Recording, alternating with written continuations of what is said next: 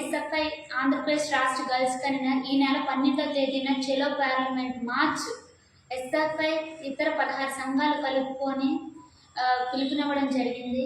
అయితే కేంద్ర ప్రభుత్వం తీసుకొచ్చిన న్యూ ఎడ్యుకేషన్ పాలసీ ఈరోజు రాష్ట్రాల హక్కులు హరించే విధంగా, ఏదైతే పాఠ్యాంశాలు వక్రీకరించే విధంగా ఈ న్యూ ఎడ్యుకేషన్ పాలసీ ఉంది. ఈ న్యూ ఎడ్యుకేషన్ పాలసీని అన్ని రాష్ట్రాల వాళ్ళు వ్యతిరేకించిన 2-3 రాష్ట్రాలు ఈ న్యూ ఎడ్యుకేషన్ పాలసీని అమలు చేస్తున్న అందులో ఆంధ్రప్రదేశ్ రాష్ట్రం. ఈ ఆంధ్రప్రదేశ్ రాష్ట్రంలో ప్రైమరీ ఎడ్యుకేషన్ నుండి హైయర్ ఎడ్యుకేషన్ వరకు ఈరోజు న్యూ ఎడ్యుకేషన్ పాలసీ అమలవుతుంది. అందులో భాగంగానే ఎలిమెంటరీ స్కూల్స్ మెర్జ్ చేస్తూ ఉన్నారు. దీనివల్ల చాలా స్కూల్స్ క్లోజ్ అయ్యాయి, చాలామంది పేద విద్యార్థులు చదువు దూరం అయ్యారు. వెంటనే ఈ స్కూల్ వీళ్ళని ఆపాలని చెప్పి ఎస్ఎఫ్ఐగా డిమాండ్ చేస్తున్నాం. అదే కాకుండా ఏదైతే హానర్స్ డిగ్రీ ఉంది, ఈ హానర్స్ డిగ్రీని రద్దు చేయాలని ఎస్ఎఫ్ఐగా డిమాండ్ చేస్తున్నాం. జీవో నంబర్ 77 తీసుకొచ్చి పీజీ విద్యార్థులకి పూర్తిగా స్కాలర్ తీసేశారు.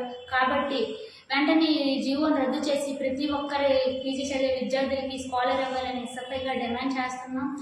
అదే కాకుండా ఏదైతే 107, 108 మెడికల్ చదివే విద్యార్థులకి 50% సీట్స్ మేనేజ్మెంట్ కోట చేశారు, యథావిధిగా కన్వీనర్ కోటలో కొనసాగించాలని ఎస్ఎఫ్ఐగా డిమాండ్ చేస్తున్నాం. ఇవి న్యూ ఎడ్యుకేషన్లో భాగంగా వచ్చే మార్పులు. అయితే కేంద్ర ప్రభుత్వం అధికారంలోకి వచ్చేటప్పుడు ఆంధ్ర రాష్ట్రానికి ప్రత్యేక హోదా అన్నారు. ఇప్పుడు వరకు ప్రత్యేక హోదా కోసం మూసే లేదు. విభజన హామీల్లో భాగంగా విశాఖ రైల్వే జోన్ అన్నారు, కడప ఉక్కు ఫ్యాక్టరీ అన్నారు, అనేక నీటి తర ప్రాజెక్టులు అన్నారు. విద్యారంగం కోసం విషయంకి వస్తే కేంద్ర విశ్వవిద్యాలయాలు 12 విశ్వవిద్యాలయాలు అన్నారు. ఇప్పటికి 2 విశ్వవిద్యాలయాలు మాత్రమే వచ్చాయి. అది అనంతపురంలో central university, 2 Vizianagaram central tribal university. దీనికి సొంత బిల్డింగ్ లేని పరిస్థితి. ఈరోజు దీనివల్ల చాలామంది హైయర్ ఎడ్యుకేషన్ చదువుకునే విద్యార్థులు ఇబ్బంది పడతా ఉన్నారు. దీంట్లో భాగంగానే ఈరోజు ఈ రాష్ట్రంలో అనేక మంది విద్యార్థులు ఇబ్బంది పడతా ఉన్నారు. ఈ రాష్ట్రంలో ఉన్న సంక్షేమ హాస్టల్స్ ఎక్కడ కూడా సరైన పరిస్థితి లేదు, సొంత బిల్డింగ్లు లేవు, వార్డింగ్స్ లేరు. మెస్ ఛార్జీలు పెంచాలని ఎస్ఎఫ్ఐగా డిమాండ్ చేస్తున్నాం. అదే కాకుండా ఈ రాష్ట్రంలో ఇంటర్మీడియట్ చదివే విద్యార్థులకి ఎక్కడ కూడాను సరిగ్గా చదువు అందించిన పరిస్థితి లేదు. రాష్ట్ర వ్యాప్తంగా 425 కాలేజెస్ ఉన్నాయి. ఈ కాలేజీలు ఎక్కడ కూడా టీచర్ లేని పరిస్థితి. కాబట్టి రాష్ట్ర వ్యాప్తంగా 25,000 ఖాళీగా ఉన్న టీచర్ పోస్టులు భర్తీ చేయాలి. ఏదైతే ఈ రాష్ట్ర వ్యాప్తంగా ఈ విశ్వవిద్యాలయాలు ఉన్నాయి, విశ్వవిద్యాలయాలన్నింటికి ఫెలోషిప్ వర్తింపు చేయాలి. విశ్వవిద్యాలయాల్లో ప్రొఫెసర్లు వెంటనే నియమించాలని చెప్పి ఎస్ఎఫ్ఐగా డిమాండ్ చేస్తున్నాం. దీనికి ఏదైతే చెలో పార్లమెంట్ పిలిపించామో దీంట్లో ఆంధ్రప్రదేశ్ విద్యార్థులందరూ కలిసి వచ్చి ఈ చెలో పార్లమెంట్ని జయప్రదం చేయాలని కోరుకుంటున్నాం। আগামী 12ই জানুয়ারি দিল্লির পথে গোটা দেশ জুড়ে ছাত্রছাত্রীরা সমবেত। গোটা দেশ জুড়ে ছাত্রছাত্রীরা সমবেত হবে। কেন্দ্রের সরকার, বর্তমান যে কেন্দ্রের সরকার যে নয়া শিক্ষানীতি 2020 গত বছর প্রণয়ন করেছে এবং তার পুঙ্খানুপুঙ্খভাবে মানে ইলেকটোরাল গ্রাউন্ডে বিজেপির সম্পূর্ণ বিরোধিতা করা সত্ত্বেও মমতা ব্যানার্জি কাঠপুতুলের মতো রাজ্যের বুকে যে শিক্ষানীতি মেনে নিতে বাধ্য হয়েছে এবং মমতা ব্যানার্জির সরকারের নিজস্ব শিক্ষানীতি পিপিপি, এই যে শিক্ষানীতিগুলো শিক্ষাকে সম্পূর্ণভাবে বেসরকারীকরণ, কর্পোরেটের গ্রাস ইত্যাদির হাতে বেচে দিতে চাইছে, ছাত্রছাত্রীদেরকে একটা সস্তার শ্রমিকে পরিণত করতে চাইছে এবং পাশাপাশি ড্রপ আউটের সংখ্যা মারাত্মকভাবে বৃদ্ধি পাবে যে সমস্ত শিক্ষাক্ষেত্রে, যে সমস্ত শিক্ষানীতিতে, সেই সমস্ত শিক্ষানীতির বিরুদ্ধে রাস্তায় নামবে ছাত্রছাত্রীরা রাস্তায় নামবে এই দাবি নিয়ে যে শিক্ষা ফিরুক রাজ্য তালিকায়, ছাত্রছাত্রীরা রাস্তায় নামবে এই দাবি নিয়ে যে শিক্ষাক্ষেত্রে সরকারি সমস্ত সরকারি ব্যয় বরাদ্দ বাড়ুক, সরকারি হস্তক্ষেপ বজায় থাকুক, যাতে শিক্ষা না চলে যায় কর্পোরেটের। আমরা বারংবার দেখে এসেছি এর আগে যে ভারতবর্ষের যে বৈচিত্র্যের মধ্যে ঐক্য, আমরা বলি যে ভারতবর্ষ বৈচিত্র্যের মধ্যে ঐক্যের দেশ, ডাইভার্সিটি, বৈচিত্র্যের মধ্যে ঐক্যের ধারণাকে বারংবার আঘাত করতে চেয়েছে এই কেন্দ্রের হিন্দু সাম্প্রদায়িক আগ্রাসনবাদী সরকার, হিন্দুত্ববাদী, উগ্র হিন্দুত্ববাদী সাম্প্রদায়িক আগ্রাসন যে সমস্ত সরকারের তরফ থেকে আমরা দেখতে পাচ্ছি, যে সরকারের তরফ থেকে আমরা দেখতে পাচ্ছি। আমরা দেখেছি যে বারংবার বিজেপি সরকার বিভিন্ন ধর্ম, গোষ্ঠী, বর্ণ, জাত পাতের নিরিখে সিলেবাস, ক্লাসরুম, ক্যাম্পাস প্রত্যেকটা ক্ষেত্রে ছাত্রছাত্রীদেরকে দাগিয়ে দিতে চেয়েছে একটা নির্দিষ্ট অংশের মানুষ হিসাবে।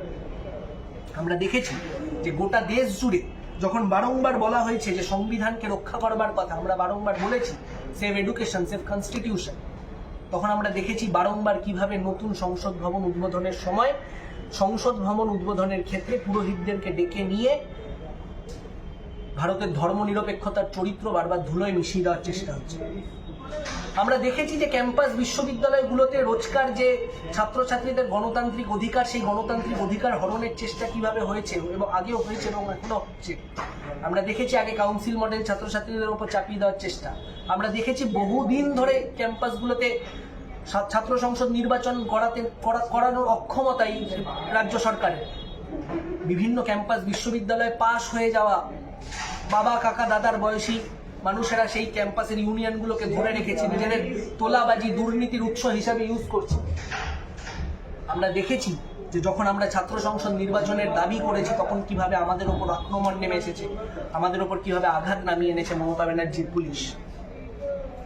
আমরা দেখেছি যে রাজ্যের বুকে সমস্ত ক্ষেত্রে সমস্ত উল্টো পাল্টা বিষয়ে, যেমন খেলা মেলা ইত্যাদি বিষয়ে, পুজোর পরে কার্নিভাল, প্রত্যেকটা পুজো ক্লাবে চাঁদা দেওয়া ইত্যাদির ক্ষেত্রে যথেচ্ছ পয়সা উঠতে দেখেছি আমরা, কিন্তু আমরা দেখিনি যে শিক্ষার ক্ষেত্রে কোনো রকম অর্থ সংস্থান হয়েছে। ভারতের ছাত্র ফেডারেশন আমরা বহুবার বলেছি যে জাতীয় আয়ের 10% এবং জিডিপির 6% শিক্ষা খাতে বরাদ্দ করতে। আমরা বারংবার বলেছি যে স্টুডেন্ট ক্রেডিট কার্ড একটি ভাওতা। আমরা বলেছি যে স্টুডেন্ট ক্রেডিট কার্ডের মাধ্যমে ধার দেওয়ার একটি প্রকল্প, অর্থাৎ সরকার কিছু টাকা ধার দেবে এবং পরে সেই টাকা সরকারকে শোধ করে দিতে হবে, অর্থাৎ সরকারের নেট অর্থ ব্যয় শূন্য শিক্ষা খাতে। আমরা গোটা দেশ জুড়ে ছাত্রছাত্রীরা বারংবার এই সমস্ত দাবিগুলো নিয়ে সোচ্চার হয়েছি, রাস্তায় নেমেছি। এই সমস্ত দাবিগুলো নিয়ে আমরা আবারও সোচ্চার হব, আবার রাস্তায় নামবো, দিল্লির পথে একত্রিত হব। আমরা দেখিয়ে দেবো শাসকের চোখে চোখ রেখে লড়াই করা যায়। আমরা দেখিয়ে দেবো যে শাসকের বারবার ভেঙে ফেলা নীতির বিরুদ্ধে দাঁড়িয়ে একসাথে হাতে হাত রেখে লড়াই করা যায়, নিজেদের দাবি ছিনিয়ে আনা যায়। তাই 12ই জানুয়ারি দিল্লির রাজপথে সমস্ত ছাত্রছাত্রীদের সমবেত জমায়েতে আপনাকেও আহ্বান।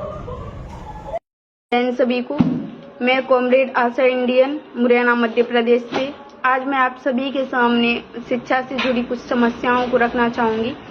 तो जो स्कूल और कॉलेज हैं उनमें जो शिक्षकों की कमी है उसकी वजह से बच्चों को शिक्षा वो अच्छी नहीं मिल पा रही है। आपने अभी देखा था कि एमपी में अभी पटवारी घोटाला, शिक्षक घोटाले और ना जाने कितने ही व्यापक घोटाले हुए हैं, जिसकी वजह से जो पढ़ने वाले बच्चे हैं उन पर बहुत बुरा प्रभाव पड़ा है। हमारी सरकार को इस बात पर ध्यान देना चाहिए कि वो शिक्षा नीति है उसमें बदलाव तो करती जा रही है, लेकिन इस बदलाव का जो बच्चों पर प्रभाव पड़ रहा है वो कितना गलत प्रभाव पड़ रहा है। अभी नई शिक्षा नीति के तहत जो ग्रेजुएशन थी वो भी 3 साल की जगह 4 साल की हो गई है। तो इससे कहीं ना कहीं सरकार को ये तो सोचना चाहिए कि जो 4 साल की आपने ग्रेजुएशन कर दी है, तो जो बच्चे हैं, पहली बात तो लड़कियों को कोई पढ़ाता नहीं है इतने टाइम तक, और जो आर्थिक समस्याएं हैं उसको लेकर भी बहुत परेशानियां उठती हैं। तो एक तो ये समस्या हो गई, और दूसरी हम बात करें जो एकेडमिक बच्चे हैं, एकेडमिक बच्चों के लिए जो सरकारी स्कूल्स वगैरह या प्राइवेट स्कूल जो भी हैं, तो सबसे पहले तो हमें यही सोचना चाहिए कि जब सरकारी स्कूल हैं तो प्राइवेट की जरूरत क्यों पड़ रही है। हालांकि प्राइवेट जरूरी है, लेकिन सरकारी स्कूलों में भी तो अच्छी पढ़ाई होनी चाहिए। यहाँ पे ऐसा होता है कि शिक्षक हैं वो स्कूल में जाके बैठ जाते हैं, ना कोई बच्चा पढ़ने के लिए आता है ना कुछ। और इसकी एक वजह भी है क्योंकि जो स्कूलों की जो क्रेडिबिलिटी है वो दिन प्रतिदिन गिरती जा रही है। बच्चों के में जो रुझान है इस सरकारी स्कूलों के प्रति वो ऐसा हो गया है कि सरकारी स्कूलों में पढ़ाई होती ही नहीं है। और इसकी एक वजह भी है कि सरकार जो स्कूल सरकारी बने हुए हैं उनके निरीक्षण समय समय पर नहीं करवा पा रही है। या फिर हम बात करें कि जो नई शिक्षा नीति के तहत उन्होंने जो भी शिक्षा का डिजिटलाइजेशन करने का प्रयास किया है, तो उन्हें इस बात का सोचना चाहिए कि जो उच्च वर्ग के लोग हैं वो तो इन सब चीजों को अफोर्ड कर पाएंगे, लेकिन जो निम्न वर्ग के लोग हैं जिनके पास उचित संसाधन नहीं है, आर्थिक स्थिति जिनकी ठीक नहीं है, वो इन सब चीजों को मतलब नहीं प्रोवाइड कर पाएंगे अपने बच्चों को।